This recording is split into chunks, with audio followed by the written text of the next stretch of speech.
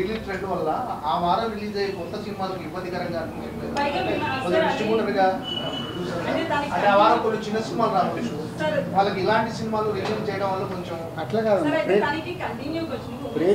ప్రేక్షకులు నీకు కావాల్సింది అదిగా హెడ్లైన్. ఇప్పుడు ప్రేక్షకులు కోరుకుంటేనే కదా 10 థియేటర్లు ఫుల్ అయ్యాయి. ఎందుకు ఫుల్ అయ్యాయి? అడ్వాన్స్ బుకింగ్గా ఈరోజు 10 థియేటర్లు ఫుల్ అయ్యాయంటే ఎందుకు? ప్రేక్షకులు కోరుకునేది మనం ఇవ్వాలి, కానీ ప్రేక్షకులు కోరుకుని మనం ఎంత పెద్ద సినిమా ఇచ్చినా వాళ్ళకి నచ్చలేదు అనుకో బాయ్ బాయ్ చెప్తున్నారు మార్నింగ్ షోకి. దానికి తోడు మీ సోషల్ మీడియా ట్రోలింగ్ మామూలుగా ఉందా, నాశనం చేసే వరకు వదిలిపెట్టట్లేదు. సో వ్యవస్థలో ఉంది, మనం ఎవరిని అనలేము.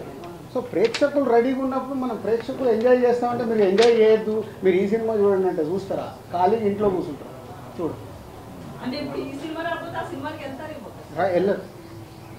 వెళ్ళను వాళ్ళంతా క్లారిటీగా ఉన్నారు ఆడియన్స్.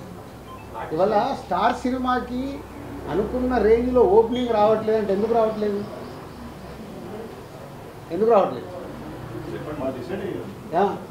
ఎలా డిసైడ్ అవుతున్నారు?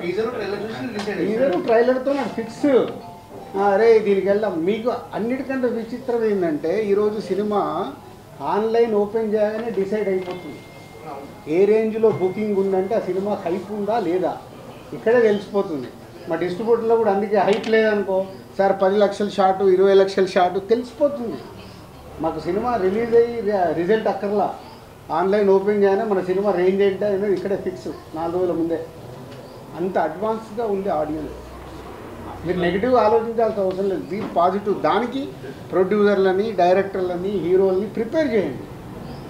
మన సినిమా ఇక్కడే డిసైడ్ అవుతుంది, దానికోసం మేము ఫైట్ చేయాలి. నెగిటివ్ దాంట్లో జర్నీ చేయాల్సిన అవసరం లేదు. మంచి దానికోసం ఫైట్ చేస్తే మంచి కాంటెంట్ వస్తుంది.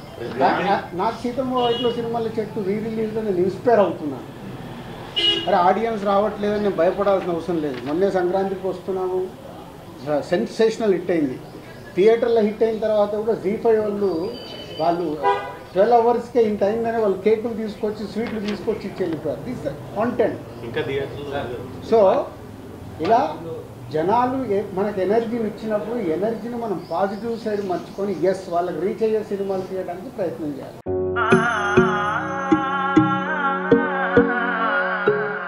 మనసైన మేని ఛాయా బంగారమే,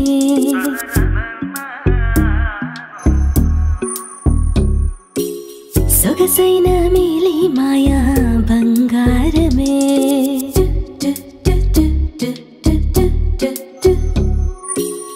అనుబంధాల హారం బంగారమే, అనురాగాల తీరం బంగారమే, నవ్యమైన నాణ్యమైన స్వచ్ఛమైన మానేపల్లి బంగారమే. తరతరాలుగా తరగని స్వర్ణ బంధాలు మన మానేపల్లి జ్యువెలర్స్.